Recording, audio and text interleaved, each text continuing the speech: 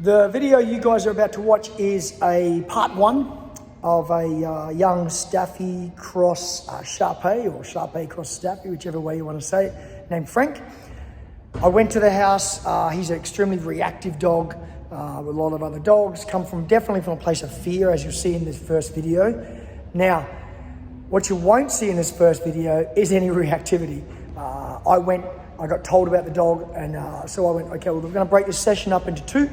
I'm going to firstly walk the dog around the neighborhood, find dogs, and I want to assess the dog's reactivity to what level I think it's at and where it's coming from, fear, outright aggression, whatever that is. So I take it on a walk, and then you're going to see the clip after this and see what happens when the dog sees another dog. And you're going to be very surprised. So you'll see that. And then the second part of the video is we're going to see here at the training center at the doggy daycare, where I believe I'm going to get better results with better exposure in a very safe, controlled manner, not with other dogs in here necessarily, but with fences. And I'm going to do the second part of it here. But anyway, check this first part out, part one. Like I said, you're going to be shocked at the reactivity, and then we'll do the second part and you'll see how he goes with a bunch of other dogs. So enjoy. Don't forget, if you enjoy my videos that I do, guys, I do appreciate a subscribe, a share, and a like, and give me a thumbs up. And hopefully enjoy my videos. If you do, let other people know about it. And then I keep doing them. But check this first part out, and then I will do the second part. So this young guy is a very fear-based reactive dog. And I'm taking him on a walk and finding dogs. And we just walked past one then with actually no reaction.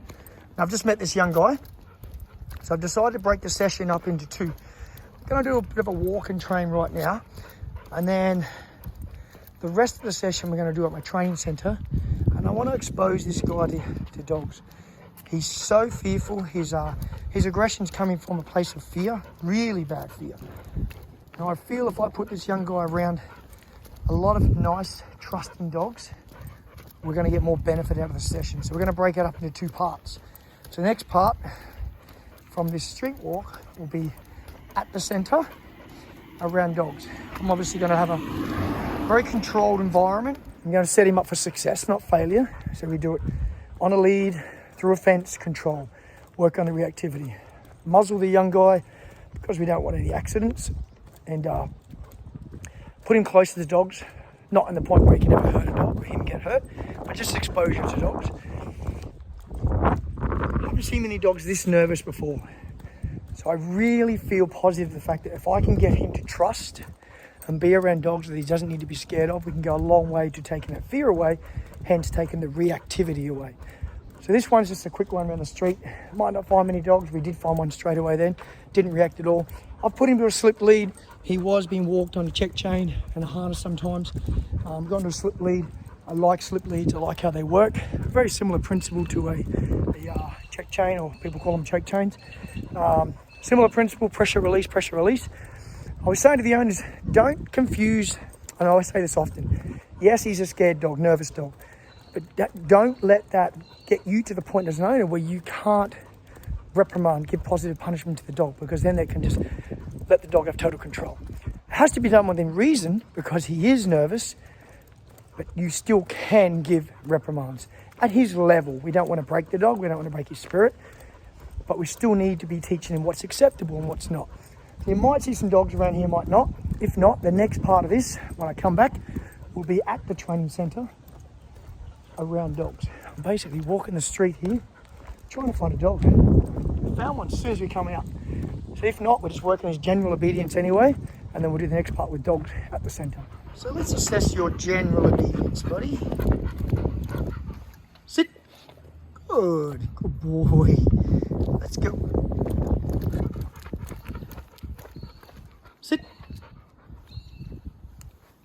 Good boy. A little bit hard with one hand filming, one hand on the lead. Let's go. Not too bad. He's getting more relaxed. Nice loose lead. Sit. Good boy. Yeah.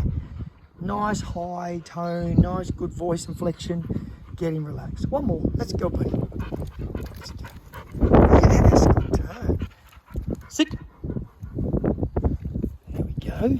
Good dog, bud. So I think the next time we see this dog will be at the centre around dogs, separated but with dogs around him.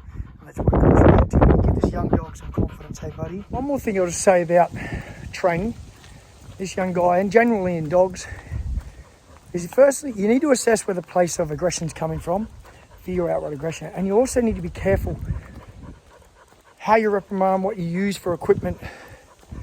Some equipment, I believe, can make a dog regress, can almost make a negative connection between meeting dogs. Yes, you need to not let a dog put it over you, but you need to be careful. You've got to find there's a fine line between reprimanding too hard, wrong timing, all of these sorts of things. These dogs. So what do? Past. Even this is exposure. The fact that he's not reacting. Good boy. Sit. I make him do a sit. Up. Good boy. Sit. Stay. Stay. Stay. Stay. Just this. Learning to listen. Come. Good boy, buddy. Yes. Good boy. Everything is a training opportunity. So that cut me short of what I was saying, but I jump on things like that. Don't quickly walk past. You take your dog back, you put him back in the sit, and you make him deal with dogs barking. It was a perfect situation. It's good. It wasn't too much for him. It was enough just to hear a dog and be calm and no reactivity. It's a really good first step. Perfect. Couldn't have gone better for today. It's all I needed. What I was saying is we don't want to be careful. You saw my reprimand then. It was literally nothing. It was half. It was just very little. I kept putting him back. He stood up, I put him back. He stood up, I put him back. There's no secret to it. No secret. Leave it. Leave it. Leave it. Good boy. Good boy. Well, this is a surprise. You know what it is? When you've both got him on a lead, say if I had him on a lead, I know. On a lead, they sort of get, because of the owners, they get a bit sort of toey. Yeah, this is what I'm doing. I'm training this dog. Oh, are you? You're exactly right. Yeah. Hello. You're exactly right. There's the same colour as that one. Good just boy. It's a bit of a staffy. Hello. Come here. Good boy. He's pretty nervous, dog, but he's pretty nervous. Yeah, that's all right. Good boy. What's your dog's name? Simba. Hey, Simba. Hey, Simba. buddy. Look at you. Hello. Good boy, buddy.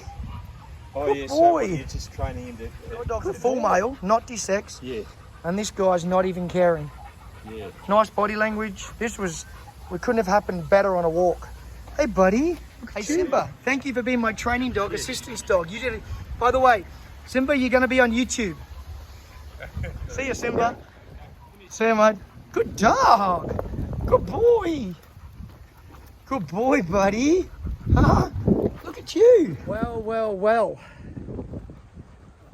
That was a shock. When I saw that dog, I don't know if you saw my face because of what the owners told me.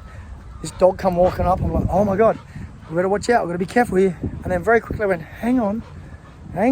There's no reaction. So I relaxed. Now this is an important lesson for everybody to remember.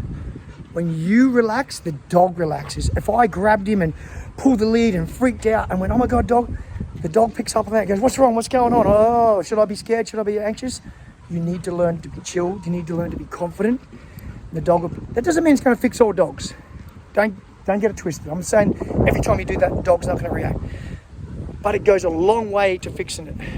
I just got told before I went on this walk, the owners, they have dents in their back fence from this guy trying to get to other dogs. And you just saw that little dog, had no problem. That doesn't mean he'll be like that with all dogs. I get that. But that's a pretty good damn first response that I've ever seen from this guy. So if he can do that with one dog, he can do it with many dogs. That was unbelievable. Unbelievable. And I'm sure the owners are going to be ecstatic seeing that. This slip lead works good. Haven't had to do much on it. It was a good little meeting. Perfect little walk.